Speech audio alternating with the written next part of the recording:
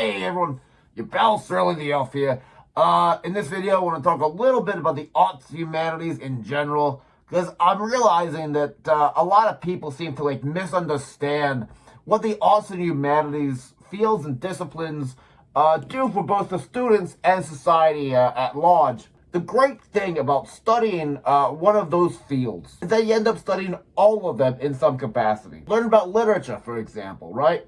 You read the what, yeah, but you also learn and understand the why, the when, the where, how, all the factors that influenced some said piece of writing. With literature, you learn about history, art, politics, economics, sociology, philosophy, because it all hooks together, it all relates. Jonathan Swift, for example, wrote A Modest Proposal for a very specific reason.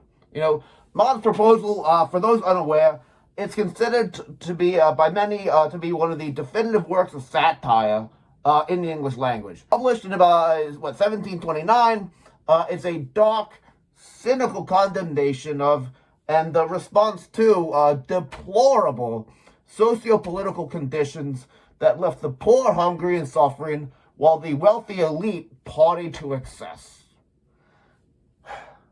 The years, they've changed, but the people and issues have not. And spoilers, by the way. The modest proposal suggested in the piece, and I tell you, I wish I were joking about this, given the recent files involving Voldemort and Lord Syphilis the Wrinkled. But the proposal in Swift's piece is for the poor to sell their children to be eaten by the wealthy. Again, I'm not joking about this. I wish I were. Swift wrote this in 1729, okay?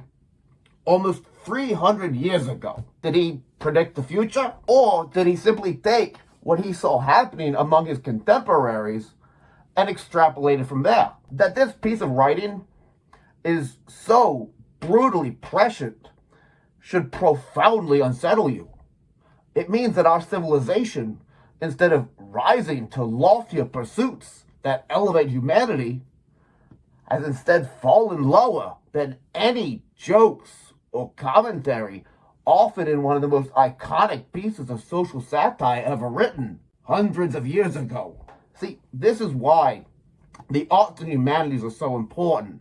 To learn one is to learn them all, and it makes all the difference. Upton Sinclair's The Jungle, written 1904 and 1905, requires you to understand the socioeconomic, the political, and the public health issues in the early 1900s. Based on Sinclair's work as a journalist investigating meatpacking facilities, the book led to some really significant food and health safety regulatory reforms. As in, there weren't any regulations before, and things were bad. I mean, real bad. It is kind of interesting how abysmal and unsafe and unhealthy working conditions seem to consistently happen when a company or industry is left to regulate itself. Doesn't matter if it was meat packing or manufacturing, construction, kitchen work, clothing shops, mining. Hell, the factories that were exploiting child labor, before child labor laws, kids everywhere were losing fingers, toes, eyes, limbs, and their lives.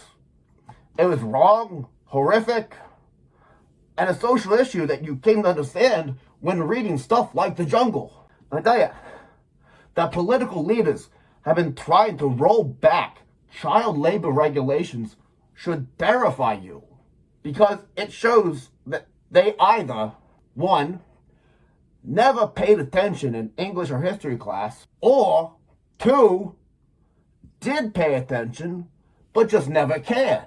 Either way, do you really, seriously, honestly want someone like that making policy decisions for your kids?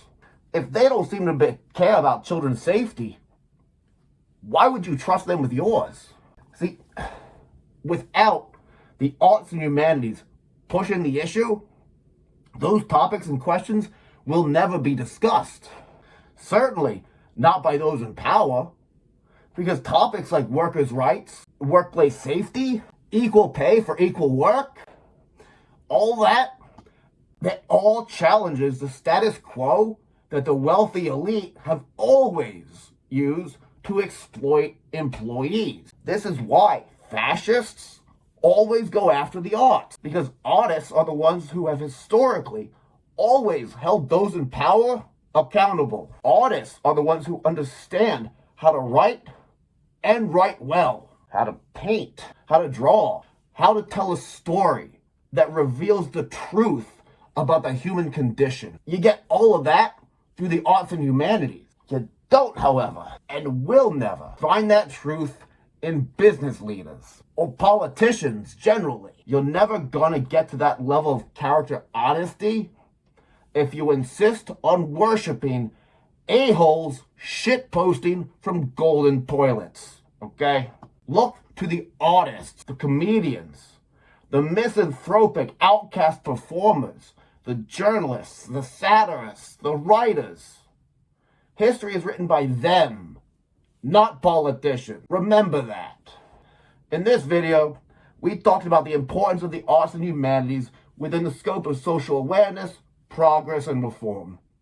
We focused on Jonathan Swift's A Modest Proposal, written in 1729, and Upton Sinclair's The Jungle, published in about 1905, 1906, depending on if you're doing the serialized edition or the later proper published one.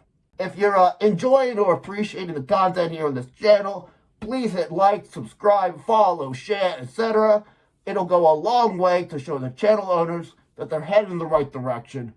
Thanks again, your pal Surly the Elf, signing off.